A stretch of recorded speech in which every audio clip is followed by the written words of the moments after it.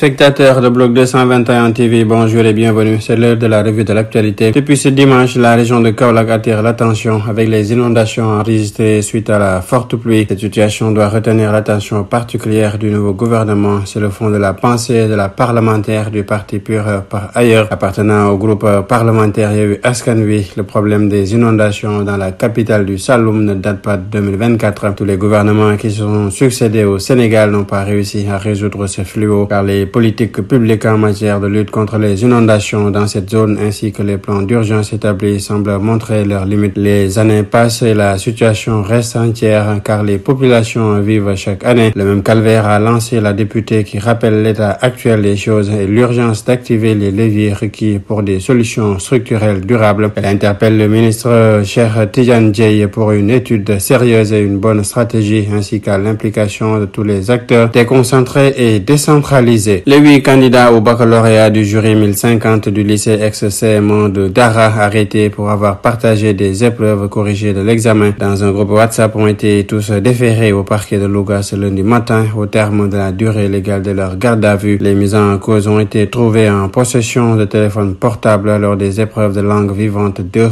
et de mathématiques. Un candidat du jury 1959 en possession d'un téléphone portable connecté à Internet a été pris mardi lors de l'épreuve de LV2 par le coordinateur du jury. Arrêté et conduit à la gendarmerie, son téléphone a parlé et 6 de ses complices du même jury ont été cueillis et arrêtés au centre d'examen. En revanche, la gendarmerie de Dara est toujours aux trousses du cerveau de ce vaste réseau qui serait un étudiant de la faculté de droit à l'UCAD. 4 autres candidats ont pris la poudre d'escampette. Un garçon âgé d'une douzaine d'années a trouvé la mort par noyade à Malem Hodar dimanche à la suite des fortes précipitations survenues dans plusieurs régions du pays, renseigne ce lundi une source sécuritaire. La victime s'est noyée aux environs de 19h dans une carrière pleine d'eau dans cette commune de la région de Kaffrine, précise la même source. Sur l'international, c'est une nouvelle casquette pour le président du Sénégal, Bassirou Diomaye Faye, à l'issue du sommet de la communauté économique des États de l'Afrique de l'Ouest qui s'est tenu dimanche à Abuja. L'organisation régionale a désigné le chef de l'État sénégalais, élu en mars dernier, facilitateur de la CEDEAO dans les discussions avec l'Alliance des États du Sahel. Celui dont c'était le premier sommet de ce genre sera accompagné de Faure Gnassingbé, le président togolais, dans cette tâche. Bassirou Diomaye Faye estime nécessaire d'agir avant que le départ des 3 pays de l'AES de la CEDEAO ne soit effectif, soit le 28 janvier 2025 selon le traité de l'organisation. Pour lui, cette médiation doit bénéficier à tout le monde. En Guinée-Bissau, le président Umaro Sissoco Embalo élira un nouveau parlement le 24 novembre prochain. Un an après sa dissolution, a-t-il déclaré devant la presse. Ce sera la deuxième fois en 1 an et demi que les électeurs éliront leurs députés. Au pouvoir depuis 2020, Umaro Sissoco Embalo a dissous le parlement, alors dominé par l'opposition, en décembre 2023, suite à des événements qu'il a qualifiés de tentatives de coup d'État. Les États-Unis ont affirmé lundi ne s'attendre à aucun changement dans leurs relations avec l'Iran après l'élection du réformateur Massoud